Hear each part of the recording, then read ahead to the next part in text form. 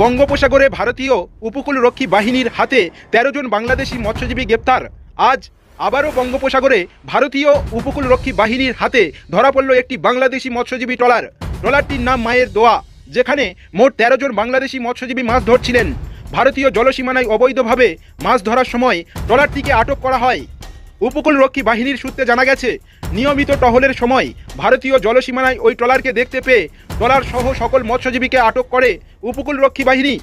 বর্তমানে আটক ব্যক্তিদের ফেজারগঞ্জ কোস্টাল থানার হাতে তুলে দেওয়া হয়েছে। ট্রলারটি কোস্টাল থানায় নিয়ে আসা হচ্ছে তদন্তের জন্য।